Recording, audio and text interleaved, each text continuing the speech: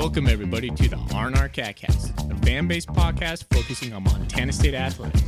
We're two dudes named Ryan from the state of Washington talking about our dear Montana State. We hope you enjoy.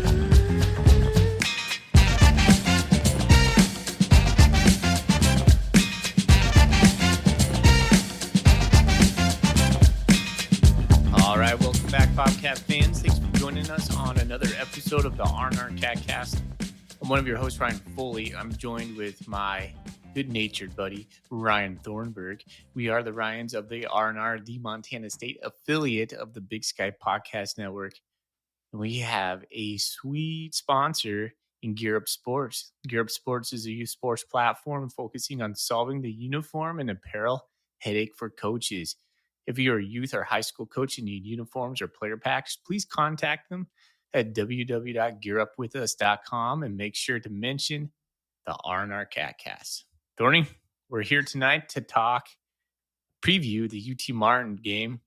UT Martin came to Montana State in 2021. Rematch. And Jason Simpson and his crew are coming over again for what amounts to be the second round of the playoffs. We had the first week off. So we're going to kick it off, and you and I are going to be there, buddy. We are going to be there. I'm super excited to fly out to Bozeman on Friday. Man, I just can't wait. It's going to be a great weekend. Great weekend of football. Great weekend seeing you, Zach, all the people that we interact with. It's going to be fun. I'm going to go over to Missoula, stay with my sister Thursday night, and then I will come into Bozeman early Friday. Make sure you take a shower right away on your way out of Missoula so you don't get any of that bad Grizz luck. Don't bring that over to Bozeman. Take a shower, cleanse it off. Maybe stop at a truck stop somewhere between hand, A rocker. Yeah. Just wear flip-flops. Okay. All right. I didn't think you were going to go there. All right. That was not on my I don't know where I'm going to go most of the time when I start talking. That's what makes it so fun. I don't even know where I'm going. Okay. Well, listener, thanks for joining us again. And if you're new to the RnR, we're just two fans talk about Montana State. And it's playoff season. It's season number 2. So we're jacked about that. And to give a bit of a rundown for today, we're going to get into the news. Between last week and this week, there were some national awards that came out. And like you said, Thorny, it's coming up Bobcat. So we got lots to talk about there. We'll get into Coach Vigen's press conference that he held today, previewing UT Martin. And then we'll do just that. Ryan and I will take a stab at what we know about UT Martin. We'll talk about some of their players and what to expect. And then we'll get into some golden coolies on the interwebs. But first, let's talk about what's in our golden coolies. What's in your golden coolie? What's in your golden coolie is brought to you by Wilbur Ellis. Go see Shea Richter and Company up in Fort Benton for all of your farming and fertilizer needs. My fridge is getting pretty empty. This is a leftover here. If you want to know what this is a leftover from, reach out to me privately. I don't want to say it on the podcast. You probably know what it is fully. It is a baked apple pie Excelsior Imperial Apple Pie Ale or cider, 8.4% alcohol. It's pretty gross. It's very sweet. It's extremely sweet. It's sickeningly sweet, but it's alcoholic and there's not a lot of choices left in there. It was this or Michelob Ultra.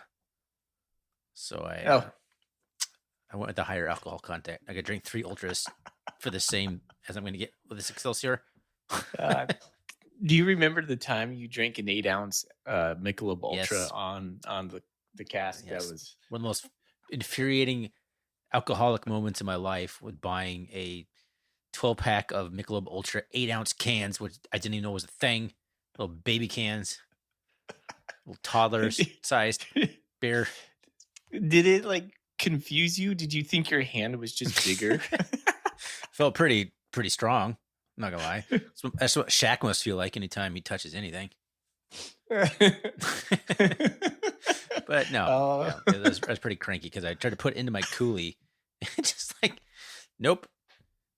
Just I'm not gonna say any references to Yeah, I thing was there. going to say, yeah. And don't go there. No. We were all thinking it. We're all thinking it.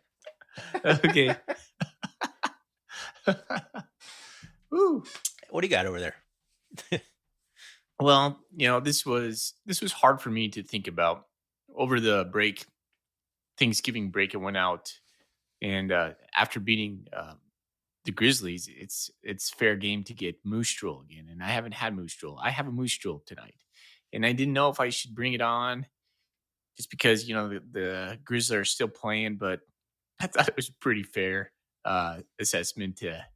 It's okay to bring out the Moose Drool. The Grizzlies are playing South Dakota State. We've crossed that bridge. There's no bad juju to be had here. All right.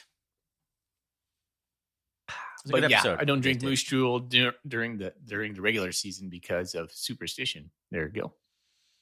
I think I drank some Cold Smoke at some point this season. Yeah, but not Cat Grizz Week. I've narrowed it down to not Cat Grizz Week, but other than that, I feel pretty good about drinking Missoula beer. And they make good beer over there. I'm sorry. Oh, that's awesome. And I keep hearing people talking about this vanilla Cold Smoke that I have not yet been able to taste. No, so Zach wants me to drop down at their tasting room to buy him a selection of that. I'm not certain I'm going to get there, Zach. I'm sorry, buddy. If you do, give me some too. All right. Let's get into some awards. And so I think what we'll do is I have a list of all the big time awards, and you have the all conference teams. And so I'll go first. So if you were paying attention at all last week to Montana State football, Bobcats were coming up top. Offensive Player of the Year, Tommy Malott. Defensive Player of the Year, Brody Grebe. Newcomer of the Year, Ty Pennington. That's not a Bobcat. That's a Northern Arizona Lumberjack. Freshman of the Year, there we go. Back on the horse. Adam Jones, Montana State. And then Coach of the Year, Brent Vegan, Montana State. So all but the newcomer, in which you could make an argument. Rohan Jones got a little bit snubbed right there. It would have been sweet for Pennington, a full sweep. Come on. I know, right? He was injured half the time anyway. Yeah, exactly. Let's see. So on the Walter Payton Award finalists for the Big Sky, we have Miles Hastings, Lan Larson, both from UC Davis, Tommy Malott, and Efton Chisholm III. Looking over on the defensive side, that's the Buck Buchanan Award. Big Sky representatives are Brody Grebe, Keyshawn James Newby. He's the defensive end from Idaho. He's been injured the last couple weeks. I think he will be back in case we do end up playing them in the next round. And David Meyer from UC Davis. I'm not really sure who David Meyer was. Do you know who? Does that ring a bell to you? David Meyer? Yeah. No, doesn't. Yeah, me either. The Jerry Rice Award, that's the best freshman in the FCS. The Big Sky nominees are Adam Jones, Montana State, obviously, Mark Hamper, Idaho, Carson Conklin, Sac State, and Derek Ganter Jr., Eastern Washington. And then, of course, the last big award would be Eddie Robinson Award, finalist for the Big Sky Coach of the Year in the FCS. That's the National Coach of the Year. Yeah, that's right. Both Brent Vegan and Tim Plow over at Davis are nominated. So that's pretty cool. And they usually announce all that stuff like right before Frisco or a couple days before, I believe. So we'll see. Yeah, that seems to be kind of like parlayed into the same weekend. Mm-hmm. Yeah. All right. Well, want me to run down? Frisco's on like a Monday night this year, isn't it? It is. It sucks. It's weird. Sucks. It went from a Saturday to a Sunday, and now it's a Monday. Yeah, kicking the can down the road. Yeah. I mean, if it gets more, if it's the only game on Monday, like is there Monday Night Football still going in? There should be. So it'll be competing with Monday Night Football? I think that's why they picked that weekend. I do believe that might be one of those in between, or like that one weekend where you're like, we don't have Monday Night Football. Yeah. Well, we'll see. You and I will be there if we make it. I've arranged it. I'm good to go. Do we want to run into the all conference teams? Want me to run that down? Yeah. First team, all Big Sky. Tommy Millott, Scottree Humphrey, Rohan Jones, Marcus Ware, and Connor Moore, all on the first team. Second team, I'm sorry, that's just the first team offense. First team defense, Brody Grebe, McCade O'Reilly made it. That's awesome to see. And then Rylan Ort. It's kind of interesting to see only 3 from the top-ranked defense in the Big Sky. First team All Big Sky specialists, we got Taco Dollar, punt returner, excuse me. Second team All Big Sky offense is Titan Fleischman made it onto the second team, and Cole Sane. So basically, pretty much 4 of the 5 offensive linemen are either first team or second team. That tracks. That makes sense. On the second team All Big Sky defense, we have Paul Brott, Danny Ulalakepa, and Andrew Powdrill made it onto the second team. A little bit interesting there. And the second team specialists, we have Brendan Hall, punter.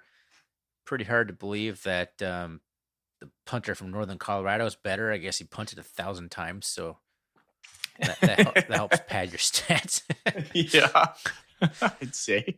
And then we get down to the honorable mention offense. We got Adam Jones, and the honorable mention defense, we have Kenneth Iden. And that does it for the Montana State guys on the first, second, and honorable mention teams. I had my earbuds out. What did Scottree make? Was he second team? He was first team. Attaboy. He's first team. Attaboy. So the 2 running backs are Lan Larison and Scottree Humphrey, which I'm totally okay with. To note, Scottree was on the depth chart today, released as the number 1 back. Big deal. That's pretty cool. All right. Yeah, applause to all the Bobcats who made it onto the all-conference team. That's good stuff, man. Any surprises to you? No, it's not surprising that not a single wide receiver for the Bobcats made it. I'm a little surprised that Danny Yu made it onto the second team. Like, good That's for him. That's an odd. Yeah. And then now Andrew Powdrill made it on the second team too, which I was a little bit surprised with, I guess. I think he's had a good year, but you would think Simeon Woodard would have gotten over Powdrill. Yeah. But good for Powdrill. I think he's been a pretty solid year for the kid. All right. Okay, let's get into Coach Vegan's press conference. And now, Bobcat fans, it's time for F&F Fashion Watch, brought to you by Foley and Fisher, the only 2 that seem to really care what Brent Vegan is wearing at his press conference. Thank you, Russell. Coach wore his navy plaid suit, a gray and yellow press shirt with a blue and gold crossed hatch tie. No pocket square, no baloney. Short and sweet. It's hard to see. His shirt was a color I've never seen before. It was. Do you mean a color he's never worn before, or like literally a color that you didn't even know existed? Well, maybe both, but the camera is also a bit deceiving when it comes to colors. And I was using my, pinching powers to blow it up. And I was like, is that yellow? Is that gray?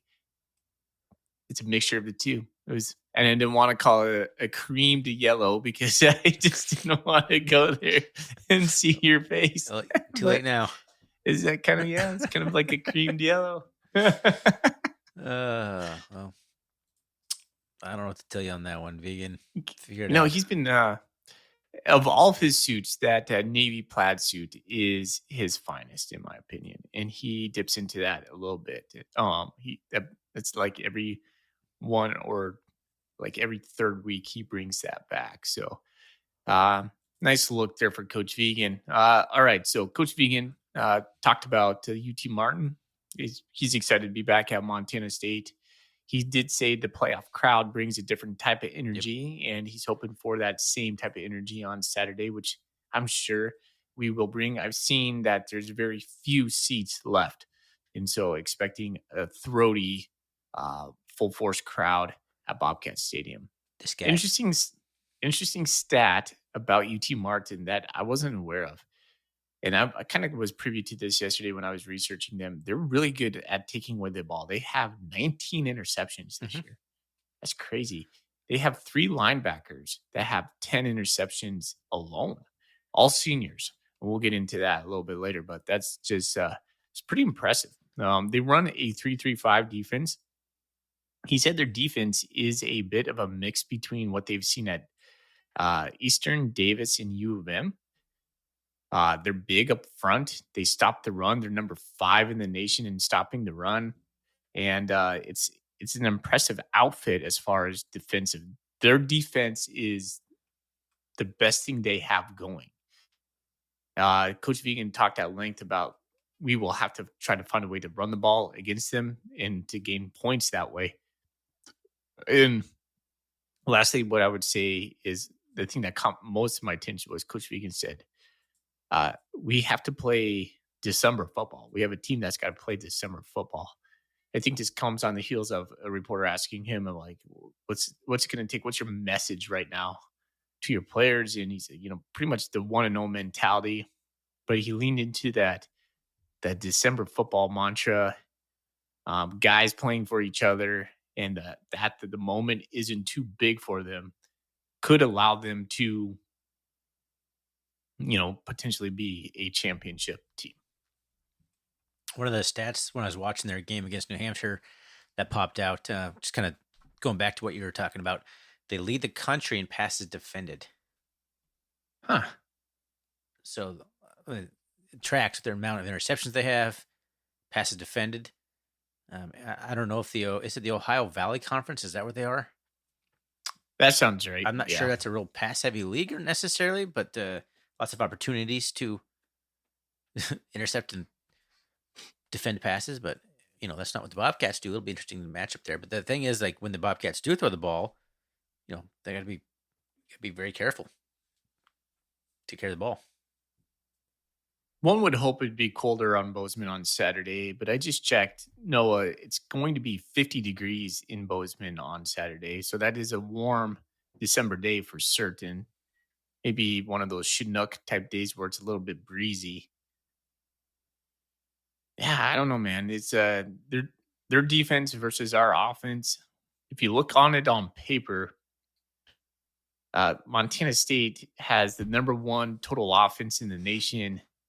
We're averaging just a smidge under 500 yards a game, 496.2. We have the number 1 rushing offense in the nation, averaging 317 yards, almost 318 yards. They have the number 5 rushing defense in the nation, and that is, to their credit, I'm losing my stats here. They only allow 84.9, so about 85 yards a game. There's something that's gonna break right there. Either Montana State's defense is going or offense is going to sputter because of their defense. I don't think that's going to happen. I think Montana State will continue to be able to run the ball. But Thorny, there is a little bit concern with this guy on how we've been able to run the ball against these upper level defenses. We saw a little bit of concern starting with Eastern. Davis certainly stifled us. U of M certainly stifled us. I think it's kind of a pattern now. I would like to see Montana State get back to, let's say putting up, 350 on the board. And it sounds like we're just being greedy at that point. It sounds a little greedy. It is the playoffs now, man. We're playing top 20 teams across the board. But not getting 350 with, an 80-yard run, but being able to get 358, just matriculating it down the field. If we could do that, this game's over. Easily over. I agree with that. I don't know. It's we faced some good defenses that have kind of figured us out a little bit. And of course, against the Grizz, we had Davis briefly, and Julius Davis was running well against the Grizz, and he got injured. And then Scotty Humphrey didn't play. So it'll be better if we have at least Humphrey and Jones. I don't think Davis coming back anytime soon, but gosh, man, that's part of it. Bad for him. You feel so bad for him. What a bad luck. What a bad luck for that guy. For that guy this year, eh? Yep, I feel bad. He got injured kind of on a play that football is trying to get rid of, but it happens. Can you describe that play to me? Because I've been a little bit wondering about that. It's when you track a guy down from behind and basically like jump in the air to like not like drag him down. So you're not like trying to like drive him forward. You're like jumping and using all your weight to pull him down and kind of bend him backwards a little bit. Okay. No. So, I mean, it's not like a malicious, dirty play necessarily. It's just one that people get hurt on. So they're trying to, kind of eliminate these kind of things. I forget what it's called. Is it the hip tackle or the drop tackle? Maybe the drop tackle, maybe it's what it is. But So I watched that play like 3 times, and the defender on the ground was one, he was on the ground, and then or just like his pad level was low. Davis scoots behind him. He reaches back and like kind of grabs onto him and just kind of like you said, just grabs and like pulls him down and then lands on his knee. So yep, Coach Vegan did mention as far as those go, he said, for the game, Davis will be out. What else did he say? A non-surgical reason. Julius is out for this week. Some guy popped on Bobcat Nation, first time poster, said he has a meniscus sprain or something like that, and could get surgery on it, or meniscus tear or something like that. What did he say? Let's see. I don't know. It just feels like he's done. Yeah, I think that's what I'm trying to get to. The point is, I don't think we should hold out any kind of hope for Davis to come back. Suspect anything that Vegan is saying or anything that MSU is putting out is kind of just smoke and mirrors a little bit. Yeah. Let's see. Unfortunately, I hope I'm wrong. That's just kind of the impression that I get. Well, knock on wood. A meniscal tear and no ligament injury. So a meniscal tear. I'm not sure what that really means. Yeah. Is that good or bad? I don't know. So no ligament tear sounds good. No, I just feel for the guy. So that's that. All right, where do you want to go with this? You want to start breaking down UT Martin? Sure. We got no game to recap. Nope. So let's start here. Did you watch the game against New Hampshire? And if you did, what were your impressions of UT Martin, the Skyhawks? I watched a little bit. I was doing some schoolwork on the background, so I was catching some plays. I mainly was focusing in on their offense. I thought their quarterback, I kept thinking he reminded me a little bit of like Jack Rolovich, the way he could sling it, but he was a little bit more crafty in the way he could move. He wasn't fast, but he got some first downs. They did design some runs for him, kind of like some QB power stuff. And he's a big dude. And I looked him up. His name is Kincaid Dent. Yeah, Dent. I'm the Charlie Dents in all my fantasy leagues, so I kind of chuckled at that. Harvey Dent. Senior, he was originally at Ole Miss. He was a transfer, like 6'4", like big dude. He probably looked like 230. Is he only 6'4"? Yeah. He looked bigger than that. I know. He has 19 touchdowns. He does have 7 interceptions. Like Casey Bauman back there. Yeah. There's another good comp, right? Last time UT Martin was in here, we were concerned to be Jeff Undercuffler. Might have been the guy that I remember, but I don't know if Undercuffler was Albany. Okay, so they had a really good quarterback when we played him. I can't remember his name though, but so yeah, I thought their running back Patrick Smith looked pretty good. He's a Vanderbilt transfer, 5'9", 195. So that classic like low to the ground, hard to tackle running back. He's got 1,000 yards, right? He has 209 carries. Almost 1,200 yards. 1196, 5.7 yards per carry. Yeah, 14 touchdowns. He's a dude. Their offensive skill He's their only dude. Big. Yeah. But just the offense, I was just kind of watching them. Felt like their quarterback made a ton of plays. And New Hampshire was looking like dog crap though too. So they didn't impress me with their speed, but size on both sides of the ball actually. Offensive line, defensive line, they were big dudes. When I got down into it a little bit more, their linebackers were absolutely just dogs. Yep. And I was like, who are these guys? And so they have a guy named Keyshawn Johnson, number 19, 6'3", 230. He's a senior. Uh, Linebacker Jalen Sharp, 6'3", 240 senior. He has 2 interceptions on the year.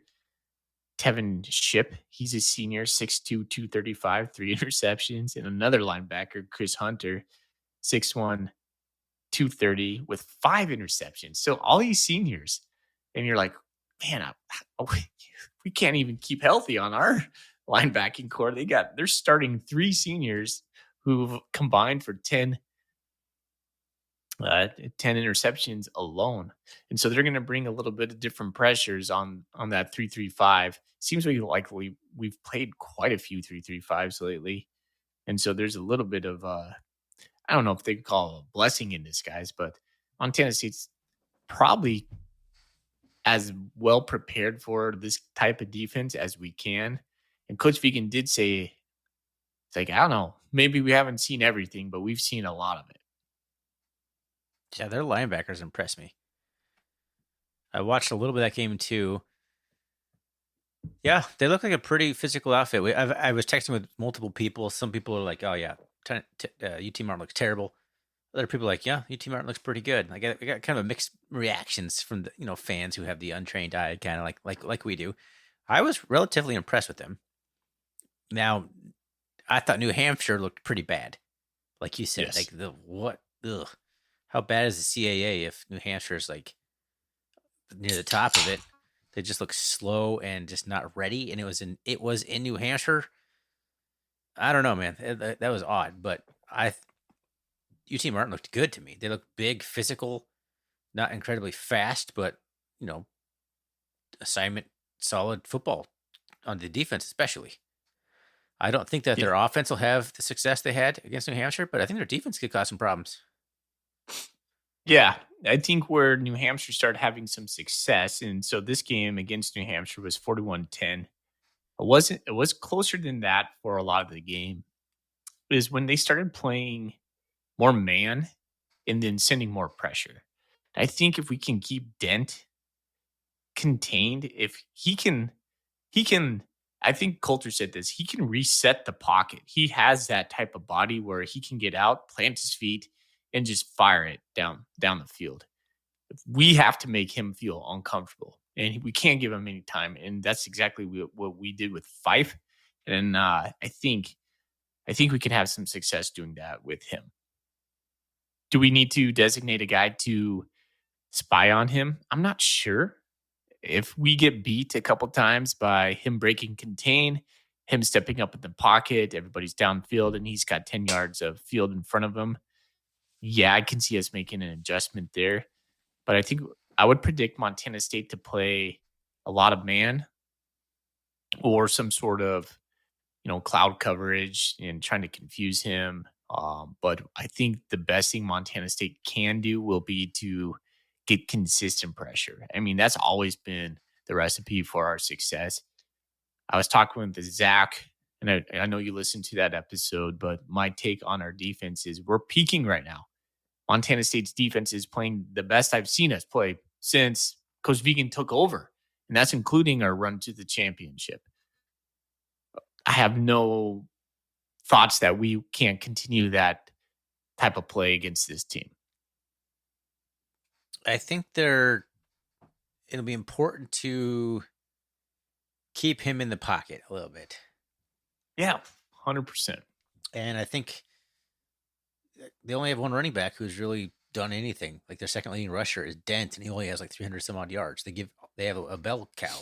They have a workhorse. And they have 2 receivers that worry me though. Yeah. They got who do we got here? We got Devon Tanksley and Trevante Rucker, both with 700 yards, right around the same. So we got the guy got 42 receptions, and then another guy with 52 receptions. So that's their main 2 targets. And Dent has a big arm, man. You know who he kind of reminds me of a little bit is like a Joe Flacco. Yeah, a little bit. A little bit of a Joe Flacco. Just mobile enough to cause a problem. Now, Flacco wasn't real mobile in the NFL, but he was a little bit in college. And, it's I don't know. I think that they have some skill players. I was impressed with them overall, and I think there will be a good test in Bozeman, but I just think I don't know. I just don't think they're ready for Bozeman.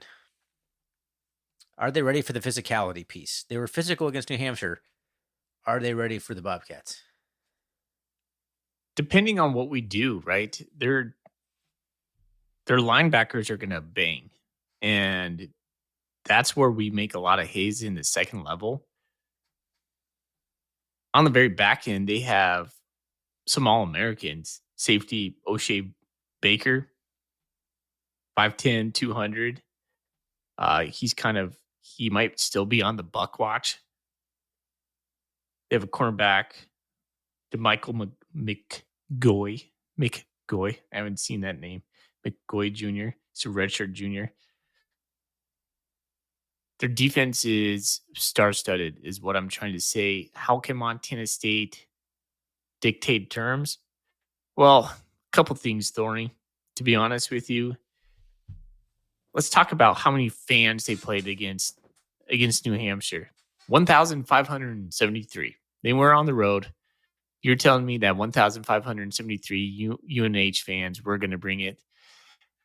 I don't think so. No. They're going to be they're going to be, there's going to be 20,000 of us in Bobcat Stadium on Saturday. That's going to be something that they've only seen when they went to K-State. And I'm not sure. I should have clicked into that yesterday because there is the attendance for each one of those games. I'd be interested to see what the K-State attendance was on their first game of the season. And they lost that one 6-41. Coach Beacon said that was the only game that they kind of got ran all over. I don't know if Montana State can run all over these guys until the fourth quarter. It seems like that's kind of been a recipe lately, right? Is these teams that are loading the box. And of course they're going to, right? They're going to try to stop the run. Everybody knows that against Montana State. The recipe is out there. It's not something that we're going to be surprised by. Can Coach Walker, can our offensive line coach, whose name is escaping me, for Al Johnson. Can they make the adjustments in game to continue to combat that? And can we just be better than them? Hey, Montana State's the number one rushing offense in the nation. Let's not forget that. And we're the number one team in the nation right now. We should be able to put these guys away. We should. And I think we will. But I think the defense wins this game for us. Yeah. The defense is going to have to do their part to allow the offense, I think, to wear them down. We've had some problems with some teams that kind of do that three-man front a little bit. They keep a lot of their front seven free to run around and keep the Cats from hitting all the gaps. There's always a kind of guy in the gap. And we saw a little bit with even like Mercyhurst. Kind of ran that a little bit, and we had trouble a little bit in some of those kinds of games. Not like explosive as you'd expect. So I just don't think this is a game where the Cats are going to have explosive plays. It'll be kind of like the Grizz game. There might be one or two, and we'll have to pass the ball to get a few. But I do expect the Cats to be able to score in the 30s, if not 40s. But that's if the defense is doing their job, though. Is this a game where Tommy Mellott has a stat line quite like he did during the Cat Grizz, where he's like passes the ball 12 times, rushes the ball maybe 10? Yeah. I think the staff is saving it until it's required. I think they can if we can beat the Grizz straight up, we'll try and beat UT Martin straight up. Yeah. CNC Cat asked me today, he goes, do we need 200 rushing yards to win this game? I think so. Yes. 200. I think so. It's a small number in Bozeman. Yeah, 200. I would hope, Jonathan, that we would have that by halftime. I would, just really, I really want to see a healthy Scottree, because he's a difference maker. If we can go 1-2 with Scottree and Adam all game long, that will just be a win in my book. Gosh, I need to find a question. We have a question somewhere about. Okay, this is a Golden Coolie question. It's kind of along the same veins, and I'll kind of pivot a little bit. But it's kind of what I was thinking about in terms of who we need to make a run. Chris Hiram, I'm sorry if I don't pronounce your name, on Twitter asks us, can we beat a Dakota State team in the title game if Julius Davis and Scotty Humphrey are both not healthy? Basically, I'm do we gonna need buy. Davis and or Humphrey to be able to win a chipper? I think the +1 game with Tommy, that's when you unleash him. Yeah. So of course, that's when you unleash him. I think we could if we play Tommy ball a little bit. That's the final game. Like you said, of course, that's when you unleash him. So I think we probably could. I'd much rather have Humphrey, but I think it's possible with Jones and Malott really, really playing to the level he can running the ball. Yeah. I don't know, man. It gets to this point right now where there's no holding guys back. Like, you play the dudes who there's no saving guys. And I know what you're saying. Like, okay, UNH, we should be able to quote unquote save Tommy. I don't know, man. I'm not sure. Yeah, it would be detrimental to run Tommy 20 times in any game. Yeah, I don't know. I hope Scottree is healthy. He's a difference CNC maker, asks, hold on. CNC asks, does Tommy play less than 4 quarters in this game? Does who? Sorry? Tommy play less than 4 quarters in this game? No, I think he probably goes all 4. I think we're done. I think the Cats are done pulling starters in the third quarter in the playoffs. If we're up by 21, if we're up by 21 going into the fourth, I could see it. I don't know. It feels like the Cats have kind of turned into this squad that's not doing that. We're still winning comfortably, don't get me wrong, but we're just not blowing teams out so bad we're pulling the starters. The competition gets real now, and I just think UT Martin is potentially better than some Cat fans are going to give him credit for. Yeah, there's a lot of Cat fans on Bobcat Nation who are over their skis on this one. I do believe. Yeah. But hey, man, if we can't be confident now, then when can we? We talked about this in the last couple of weeks. Like, why are we being so reserved? Is it just because we've been Cat fans for the last 25 years and we've seen a ton of this? Is it something where we're just beaten into us not to be too confident? Are we waiting for the other shoe to drop? I think it is a little bit of that syndrome for me. Yeah, I mean, you are right. If now's not the time to imagine us blowing out a team and our first opponent in the playoffs, when is? Yeah. And we've already beat UT Martin handily once. Obviously, a very different team. It was 4 years ago, 3 years ago, whatever. But we've seen these OVC type teams come in here and just not being able to hold up. And UT Martin has, I checked today, that the Massey strength of schedule is 45th. So not terrible, but not great. Will be the best team they've played by far, except for Kansas State. But I don't know. It's hard to know. It's hard to know. That's why you play the game, right? Did you know what ours is? We got up. We're getting higher. I don't remember what it was. We're maybe 22nd, 20th. Hold on. I'm going fast. Burping. We are up to 22nd. Okay. So we're not great. That's a little better. That's a little better than I thought it would be, to be honest. No, we worked our way up by playing the Grizz and UC Davis there at the end. Yeah. All right. What are your keys to winning this game? So I think we want to key in on limiting their passing game. And I think that's going to really stop their entire offense. Because I feel comfortable stopping the run, or at least letting the run do a little bit here and there. But as long as we're not giving up the big pass plays and letting Dent kind of extend plays and pick up first downs with his legs, Cats will be good. Yeah, I think you're right on that. New Hampshire had some success, like I said, when they start playing man and start standing pressure. I think we can get there with 4. We could get there with 4, but I'm okay blitzing the crap out of them too, because I don't think they can handle it. Yeah. right? That'd be something. If we don't actually just sit on 4 and drop 8, because that's been our MO in the under vegan. If Bobby Daly decides to just end this early, I love it. I would love to see Ryland Ort and Neil Daly on a double 8 gap blitz and just absolutely smother him. Love it.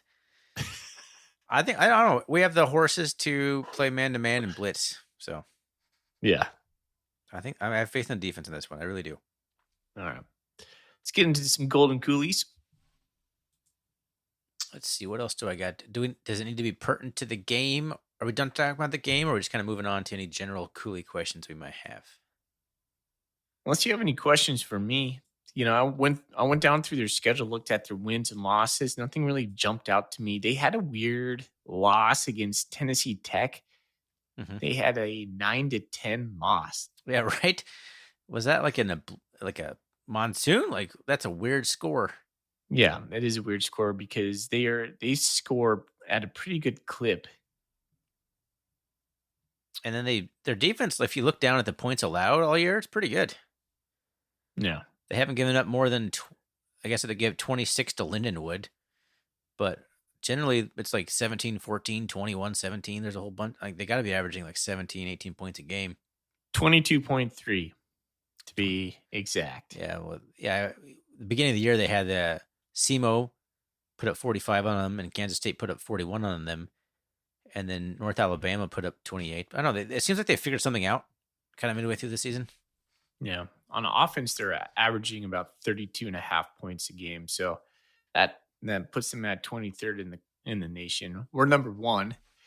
And I didn't write down our point total for that, but yeah, there it is. All right. Yeah, let's get into some golden coolies. We'll answer some questions through that.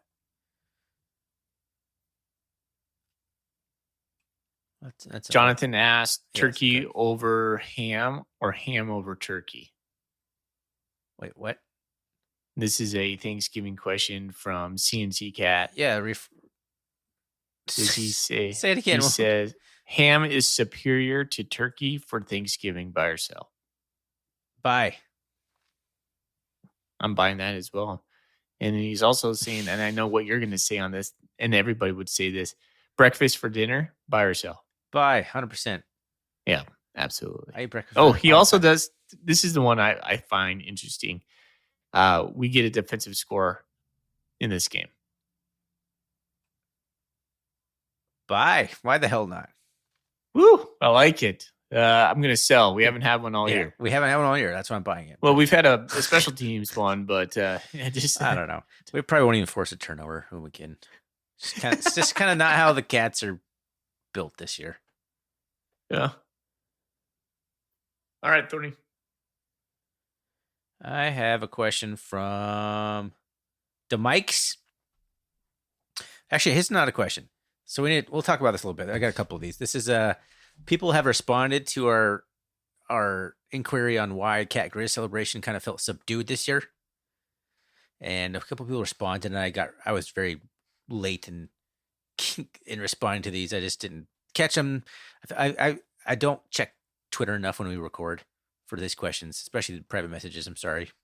But he says his take on the less trash talk and the less celebration is both schools know they carry the banner for the Big Sky, and until we beat the Dakota schools for the title, it's going to be subdued. That's why he thinks it's more of kind of a national thing where until we both realize that we have bigger aspirations and we can't beat the Dakota schools, then there's a little bit less trash talk for the Cat Grizz. What do you think about that kind of take? Yeah, I think it's crap, to be honest with you. I think I don't believe any of that. I don't think people are thinking anything about the Dakota State schools when we're playing the Grizz. He followed up and said that he just doesn't feel the hate like he used to. His wife is an NDSU alum, so the rivalry is kind of more with them. He thinks Cats are kind of transitioning the rivalry to more of like he's living in a house divided between him and us and NDSU, the Grizzlies, and it's yeah, and I think there's something to that. That's since it's been so even in the last couple years, that the hate has kind of gone away. I mean, when Thorny, you keep saying this, and it just keeps popping up in my head. Everything's coming up Bobcats. It's hard to feel a lot of hate for uh the neighbor when everything's coming up Bobcats, because it's pretty stinking good right now. We're not lacking in many things compared to them. I would say the only thing Montana State is second to the Grizzlies right now is still the game day experience. They have Washington Grizz, which is, people make fun of it. They call it the Mecca of the Big Sky, or Mecca of FCS football, and it probably is. I mean, honestly, it's a great atmosphere. It's an amazing stadium, and what I said with Zach is, we've surpassed them pretty much everything institutionally and academically. What's to think that we're not going to surpass them on that as well? Yep, I agree with that. Absolutely. But that would require us to do some changes around the stadium, and I think that's the next thing after the indoor practice facility. Just feels good. It's a good time to be a Bobcat fan. It really is. Tim Malone on Twitter also asked us the same thing. His theory on why the Cat Grizz celebration wasn't as hyped. He thinks the Cat fans want more. The goal is the natty. At least for this year, that game wasn't the end-all be-all. Nervous optimism. Go Cats. Yeah, I'm with you more on that one. I don't think we're thinking about the Dakota State schools, although I think the Mike's is onto something a little bit there. I mean, his answer might not be as much crap as I first thought it was, but there is some legitimate the Cats are good, but until we beat those guys, one of those teams, you can't really feel too big about yourself, because they're the ones holding court in the last couple decades. So we got to knock those guys off once in a while. It was nice to in 2021.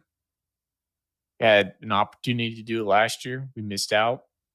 I think the boys are ready though this year. Well, one thing Coach Vegan said that stuck with me is we have a bunch of guys on the team that the moment's not too big for them. And he was mentioning this when he was talking specifically about being able to get a national championship. I think someone asked him, he's like, what's it going to take to get a national championship? Well, he's like, well, we got guys that want to play together. They have that team chemistry, and the moment's not too big for them. They're not surprised by it. They've felt it before. So when we get to hopefully get to those matchups against one of those Dakota State schools, I'm interested to see what Montana State has to bring. I think that's what you want to be tested with. That's what we want. We want to be able to be paired up against one of the Dakota State schools across the field in Frisco, and then to beat them, and then be able to say, "Hey, we did it, and look who we took down. Look at our path." Right. Gosh, I want that so bad. I want this year to be the year we take them down. Mm-hmm. We'll have the opportunity. We got to probably go through 2 Big Sky foes. We already beat once this year, though, which sucks. Yeah, that's going to be a challenge if we have to play Idaho and then Davis. We'll see how that all shakes out. That's a lot of talk about putting carts before the horses. That's something to pump the brakes on there, Thorny. Let the games be played. Somebody mentioned it somewhere, and maybe I'm trying to pull up some other questions. I guess we only got one other question on Twitter. Allison Jenkins asks us, how are we feeling about Lehigh, not Richmond, playing Idaho now, and the odds we face a rematch in the quarterfinals? Idaho's going to smoke Lehigh. I was certainly surprised that the Spiders did not take that game. I didn't catch any of that game. I am surprised that Richmond lost that game.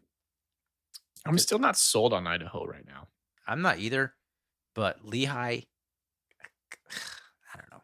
Those kinds of teams playing in the Big Sky just typically, I mean, there was a stretch where some of those lower scholarship leagues gave some of those Big Sky teams that made the playoffs, like NAU, that didn't have to play any top teams.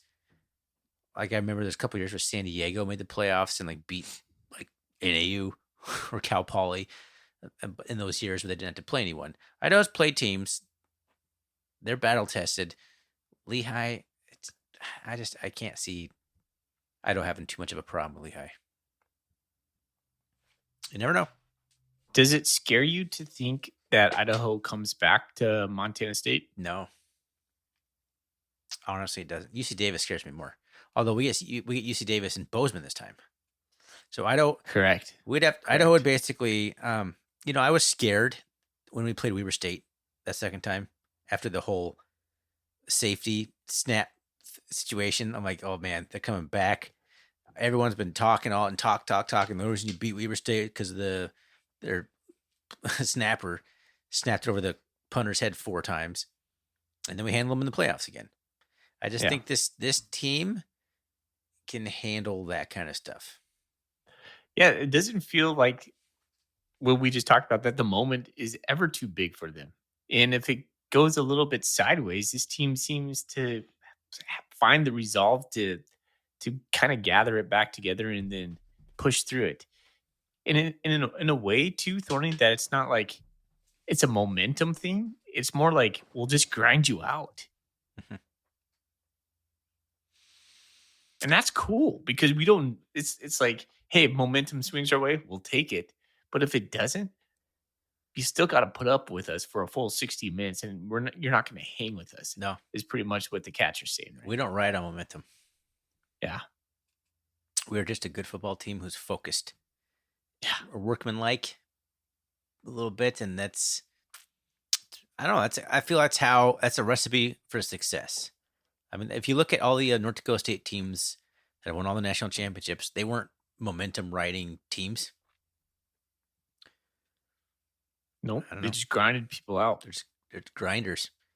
They make plays when plays need to be made. Yes. And they just, they capture momentum, but they didn't need it. They just knew they could get it when they needed it. No, they use momentum to snowball teams. Yeah. But not to win the game. I don't know, man. I love this version of the Cats. This year is a great team, a really fun team to watch. And I have a lot of faith in them, more faith than I've had in any Bobcat team that I think I've ever followed in my 20 plus years of being a Cat fan. I don't have any doubts this team will take care of business. And I love it. It's a good time to be a Bobcat. It's all coming up Bobcats, man. We're going to be there. And we're going to be there. Yes, I would love to meet more of you.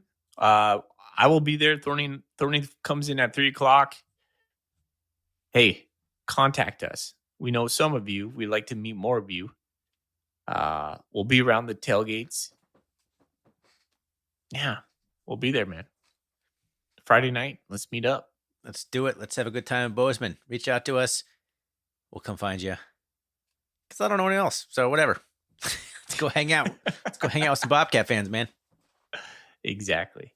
Any other Golden Coolies fan submitted stuff? I think I got everything on the Twitter. The Twitter machine. Did anybody come up you feel like you'd want to give a Golden Coolie to? Gosh, nothing stuck out to me this time. Okay. Well, we'll hold on to those Golden Coolies because we only got 5 of them right now. We only have 5. More. Yeah. You're basically saying none of your questions were good enough to pretty much take one of these last pretty 5. Much, yeah. I'm not even going to bring any. Well, I'll bring one for myself to, go with the tailgates. But I don't think I can even afford to bring any right now. So I'll make the contact. We'll get some more coming. We're sure. Limit to the finish line in terms of swag.